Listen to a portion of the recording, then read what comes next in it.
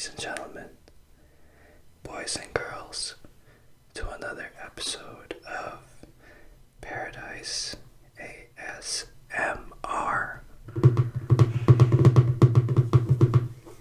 On today's episode, we will continue James and the Giant Peach, chapter 6. And we just left off on James dropping all of his magical seeds, and now his life is kind of screwed because that was his only way out of working for his terrible aunts. So let's see what happens next.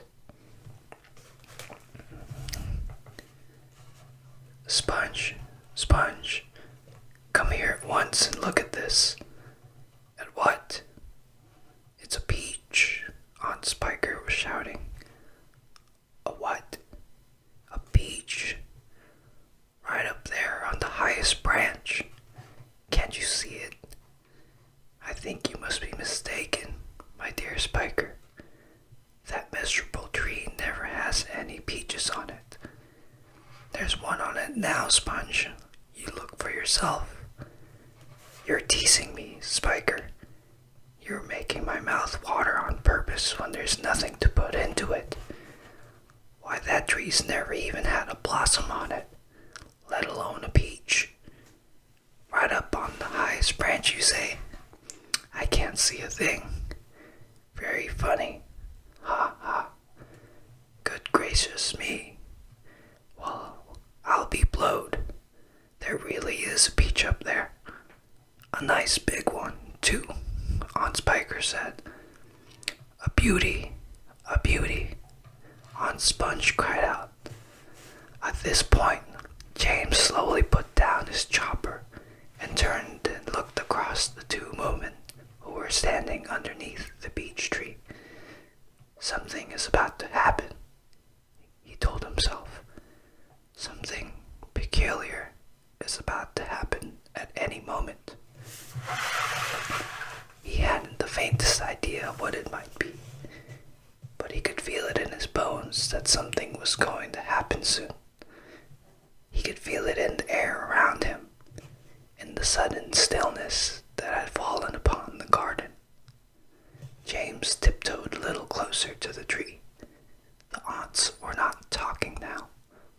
They were just standing there, staring at the beach. There was not a sound anywhere, not even a breath of wind, and overhead the sun blazed down upon them out of a deep blue sky. It looks ripe to me, Aunt Spiker said, breaking the silence. Then why don't we eat it? Aunt Sponge suggested, licking her thick lips. We can have half each. Hey, you, James, come over here at once and climb this tree. James came running over. I want you to pick up that peach up there on the highest branch, Aunt Sponge went on. Can't you see it?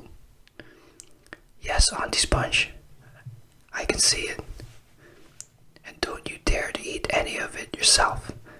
Your Aunt Spiker and I are going to have it between us right here and now. Half each. Get on with you. Up you go. James crossed over to the tree trunk. Stop, Aunt Spiker said quickly. Hold everything. She was staring up into the branches with her mouth wide open and her eyes bulging as though she'd seen a ghost. Look, she said. Look, Sponge. Look. What's the matter with you? Aunt Sponge demanded. It's growing, Aunt Spiker cried. It's getting bigger and bigger. What is? The peach, of course. You're joking. Well, look for yourself.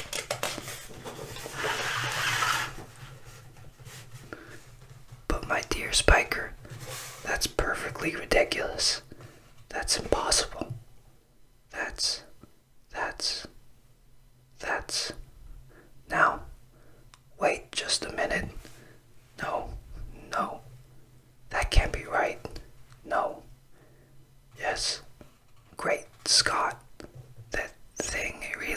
growing. It's nearly twice as big already. Aunt Spiker shouted. It can't be true. It is true. It must be a miracle. Watch it. Watch it. I am watching it. Great heavens alive, Aunt Spiker yelled. I can actually see the thing bulging and swelling before my very eyes. Chapter 7. The two women and the small boy stood absolutely still on the grass underneath the tree, gazing up at this extraordinary fruit. James's little face was glowing with excitement. His eyes were as big and bright as the two stars. He could see the peach swelling larger and larger, as clearly as if it were a balloon being blown up. In half a minute, it was the size of a melon. In another half minute, it was twice as big again. Just look at it growing, Aunt Spiker cried. Will it ever stop? Aunt Sponge shouted, waving her fat arms and standing to dance around in circles. And now it was so big, it looked like an enormous butter-colored pumpkin dangling from the top of the tree. Get away from the tree trunk, you stupid boy, Aunt Spiker yelled. The slightest shake and I'm sure it'll fall off. It must weigh 20 or 30 pounds at least. The branch that the beech was growing upon was beginning to bend over further and further because of the weight. Stand back, Aunt Sponge shouted. It's coming down. The branch is going to break. But the branch didn't break. It simply bent over more and more as the beech got heavier and heavier. And still it went on growing.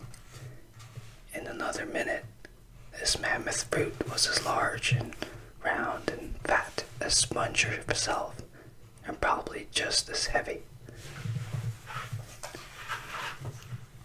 It has to stop now, Aunt Spiker yelled. It can't go on forever. But it didn't stop. Soon it was the size of a small car and reached halfway to the ground. Both aunts were now hopping round and round the tree, clapping their hands and shouting all sorts of silly things in their excitement. Hallelujah! Aunt Spiker shouted. What a peach! What a peach! Terrifico! Aunt Sponge cried out. Magnifico! Splendifico! And what a meal! It's still growing. I know. As for James, he was so spellbound by the whole thing that he could only stand and stare and murmur quietly to himself. Oh, isn't it beautiful? It's the most beautiful thing I've ever seen. Shut up, you little twerp, Aunt Spiker snapped, happening to overhear him. It's none of your business. That's right, Aunt Sponge declared. It's got nothing to do with you whatsoever. Keep out of it. Look, Aunt Spiker shouted. It's growing faster than ever now. It's speeding up. I see it, Spiker. I do. Bigger and bigger grew the beech. Bigger and bigger and bigger. Then at last, when it had become nearly as tall as the tree that it was growing on, as tall and wide, in fact, as a small house, the bottom part of it gently touched the ground, and there it rested. It can't fall off now, Aunt Sponge shouted. It stopped growing, Aunt Spiker cried. No, it hasn't. Yes, it has. It's slowing down, Spiker. It's slowing down. But it hasn't stopped yet. You watch it. There was a pause. It has now. I believe you're right.